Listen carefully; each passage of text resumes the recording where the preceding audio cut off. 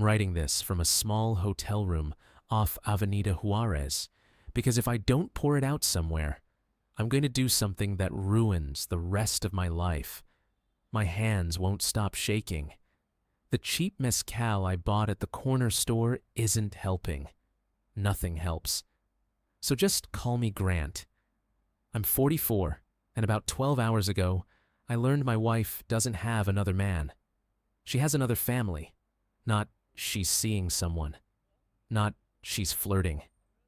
I mean a whole second life, an actual husband, 2 kids, a house with their photos on the wall, while I was paying for it without knowing. While I was standing in the kitchen making pancakes for a little girl who wasn't even really mine to love. I need to start from the beginning before my head splits open from replaying the same images.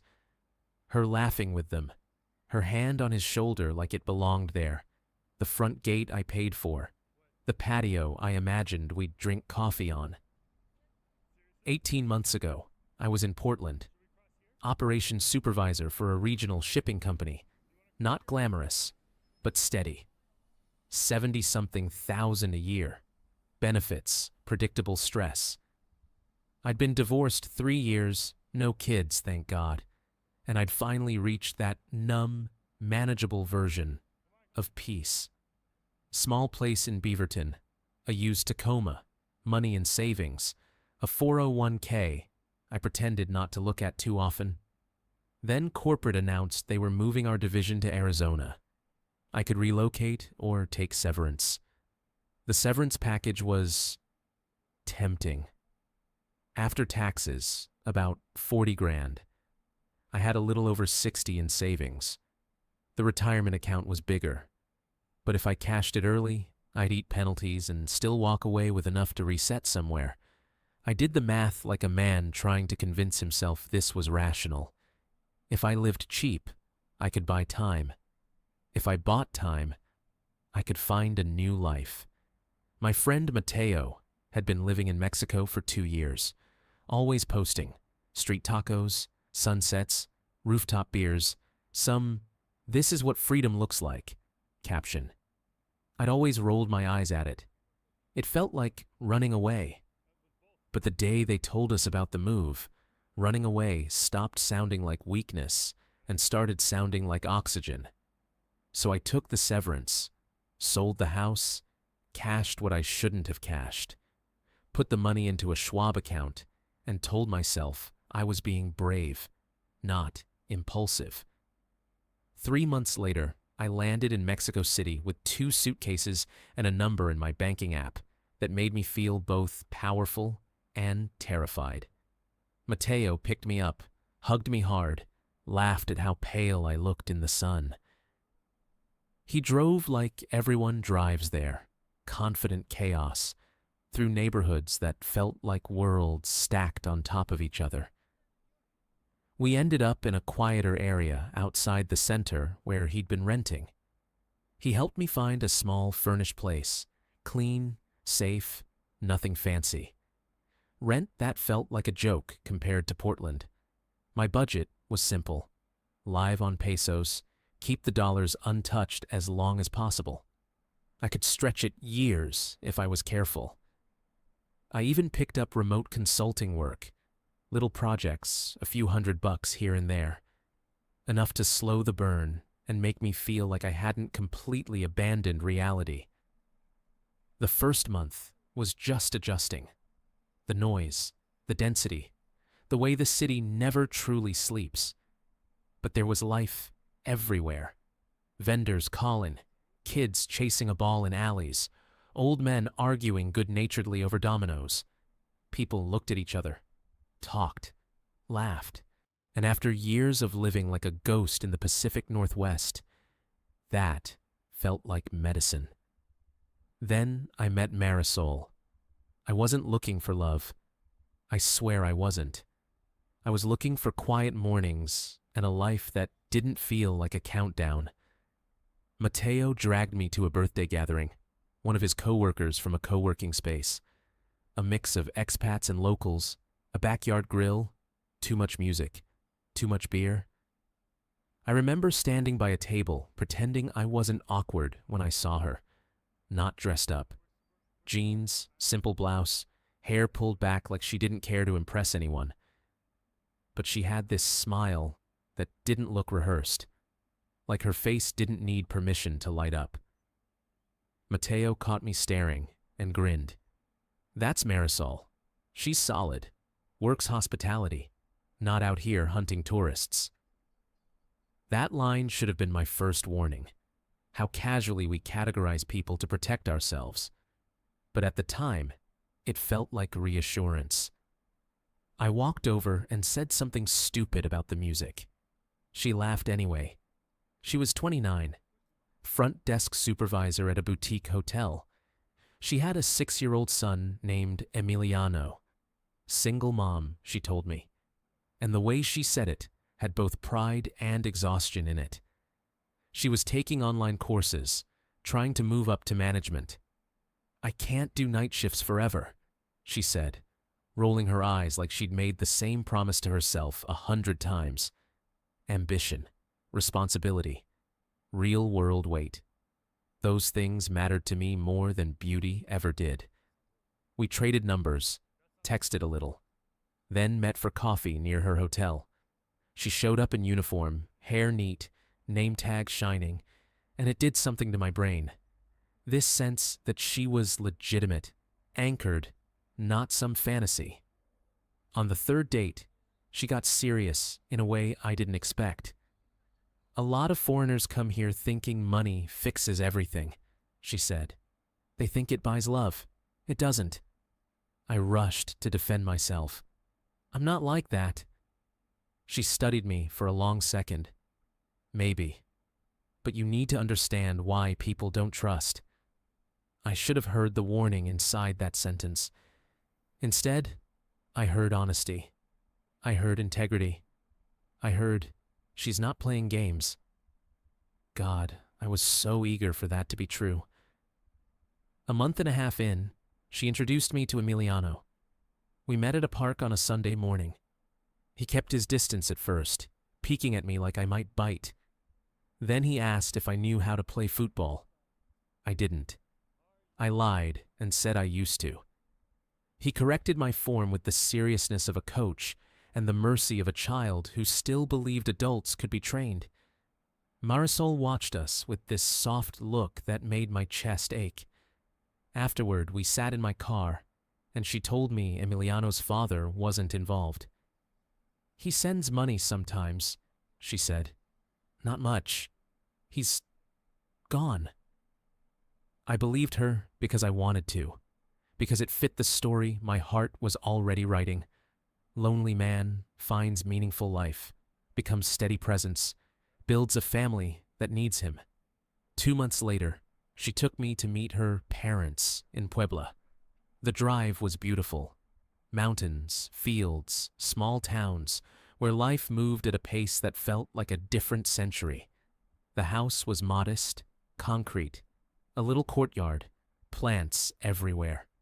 A warm, older couple greeted us with open arms. Her mother hugged me like I was already someone worth keeping. Her father shook my hand and asked, in careful Spanish, what my intentions were. I ate too much. I drank what they poured. I laughed at jokes I barely understood. And when we drove back to the city, I felt like I'd passed an invisible test. Like I was in. Those weren't her parents. They were her aunt and uncle. And I was sitting there, full of their food, soaked in their warmth, believing a performance that cost them a few thousand pesos a month. The relationship deepened fast. She stayed over. Emiliano's toys started showing up in my living room. I bought him coloring books, a soccer ball, small things that felt harmless. Mateo tried to caution me once. You like being needed, he said over beers. That's a dangerous drug. It's not a drug, I snapped. It's love. He lifted his hands like he didn't want to fight. Just be careful, hermano. Around month 5, Marisol's rent went up. She said she'd have to move back to Puebla with her parents, for a while. The thought of her leaving made my stomach drop. "You could move in," I said, trying to sound casual, even as my pulse hammered. She hesitated. "That's big." "It's practical," I said. "Emiliano would have space. We're together all the time anyway." She insisted on contributing a set amount each month. Pride. Dignity. That's what I told myself I was respecting. When they moved in, my life shifted from quiet exile to something that looked like a home. Emiliano sat at my table drawing superheroes while I worked. Marisol cooked. We watched movies. She'd lean into me on the couch like I was the safest place she knew, and it filled a hole in me I hadn't admitted was there. Then the emergencies started. Her mother needed surgery. Gallbladder. Pain for months. She cried when she told me, eyes wet, hands twisting. It would cost 80,000 pesos, she said. The public system would cover only a portion. They didn't have the rest. I didn't hesitate. Not because I was rich, but because I loved them. Because family helps family. Because I was finally someone who could be the strong one. I transferred the money. 2 months later, her cousin's car broke down. He needed it for work. A mechanic wanted a ridiculous amount. She begged me not to get involved, which only made me want to prove I wasn't the kind of man who abandons people when they're scared. More money. Then Emiliano's school asked for new fees. Then her father needed dental work. Then her phone shattered, and she needed it for work. Each request came wrapped in gratitude and shame and promises to repay. Not demanding, never entitled, just desperate. It didn't feel like being used. It felt like being important. Mateo asked me one night, "Do you ever see receipts?" I got defensive. "You think she's lying?" "I think you don't want to ask," he said quietly, "because asking ruins the story." Around month 10, she started talking about marriage. Not in a pressure way, in a gentle, future-building way. How it would give Emiliano stability. How it would make paperwork easier. How her family would sleep better knowing she wasn't alone. I thought about my empty house in Oregon, the gray winters, the silence, and I said yes. We did a small civil ceremony, a handful of people. Her aunt and uncle, still mom and dad, cried. Emiliano wore a little button-up and held my hand like it was normal. I remember standing there thinking, I finally did something right. A month later, she brought up buying a house. Rent was wasted money, she said. Equity. A future for Emiliano. Something permanent. I knew the rules. Foreigners can't just buy land. There are ways around it, but most involve trust and legal complexity. We'd put it in my name, she said, like it was obvious. But it's ours. I hesitated. She touched my face. Do you not trust me? And I hated myself for even pausing. We found a place on the outskirts. Quiet street, small yard, a tree that dropped little yellow flowers. 3 bedrooms, a real family house. The price was high but doable. A chunk of my life, converted into a transfer number. I paid it. We walked through the empty rooms planning furniture. Emiliano ran from room to room yelling, "This one is mine!" Marisol hugged me so hard I couldn't breathe. "You saved us," she whispered. After that, there were delays.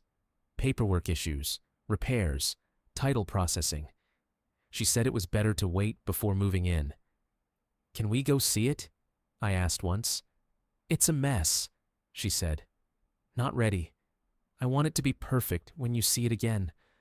So I waited. And I never stepped inside that house again. Because while I was waiting, her real husband was already moving in. 2 months into married life, little things shifted. She put a password on her phone, started taking calls in the bathroom, worked extra shifts that didn't show up in her pay. When I drove past her hotel on a night she said she was working late, her car wasn't there. I told myself I was being paranoid. That trust is what good men do. One night, while she slept, my fear finally beat my pride. I guessed her password. It was 1234. Like I wasn't worth protecting her life from. Like she didn't need to. Inside her phone was an app I didn't recognize, hidden in a folder labeled Work. And inside that app was the truth. Hundreds of messages to someone saved as R. Photos. Her with a man, smiling in a way I'd never seen her smile with me. 2 kids I'd never met. A boy and a little girl. Their arms around her like she'd never left. Messages about bills. About the kids. Asking when she was coming home. About how my money was making everything possible. One message punched the air out of my lungs. It's just business. He gets a wife. We get a future. I kept scrolling until my hands went numb.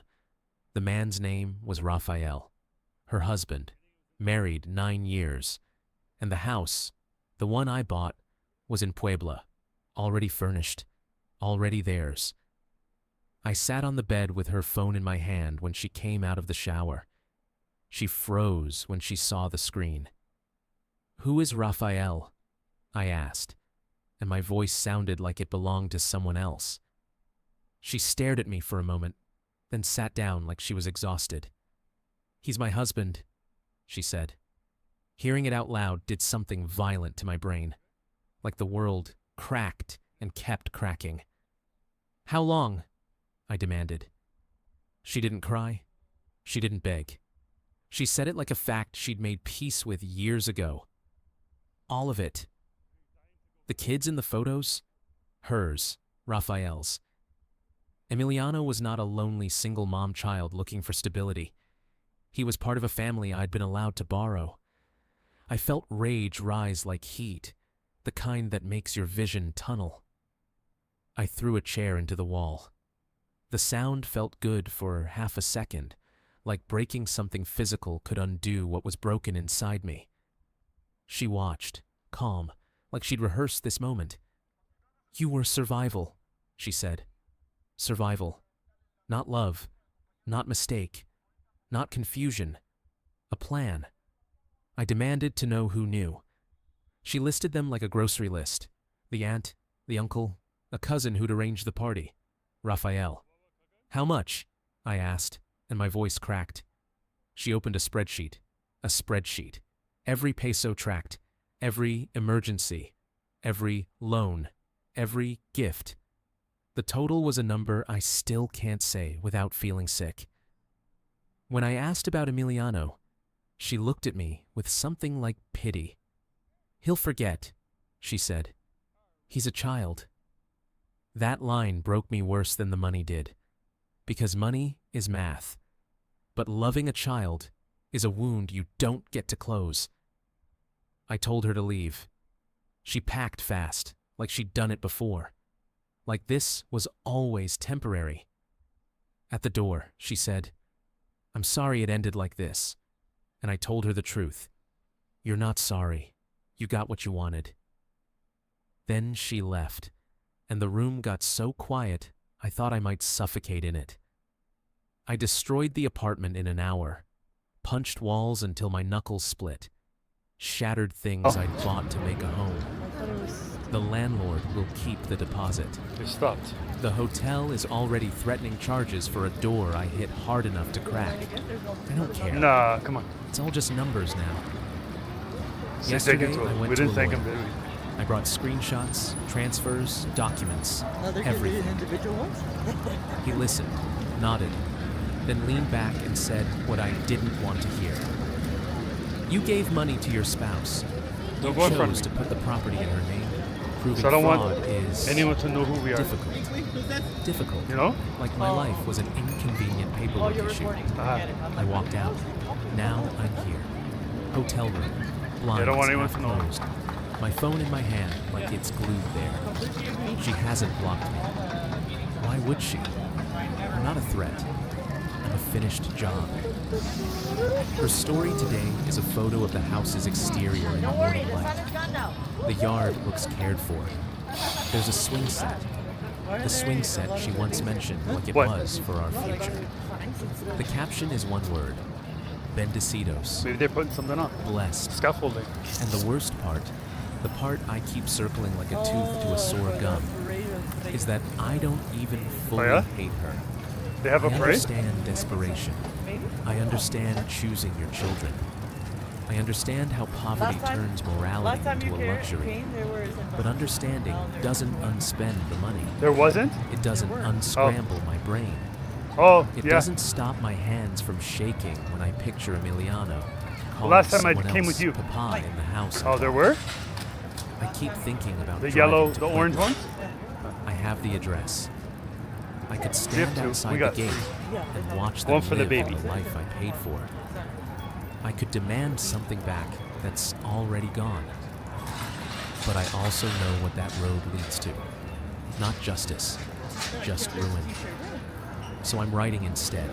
Yeah? Because writing is the only way I can keep my hands busy and my mind from lighting itself on fire. Maybe we should go on the Came to sidewalk, Mexico bro. to find meaning, to build something real, to stop living like a man waiting for his life to begin. Instead, I funded someone else's beginning, while mine turned to ash. It's past 3 in the morning now. The city outside is still breathing. Cars, distant voices, a dog barking like it's arguing with the dark. And I'm here with what's left of my Yeah, memory, right? what's left of my pride. They were supposed and to a give them story the that singles. feels too humiliating to be true.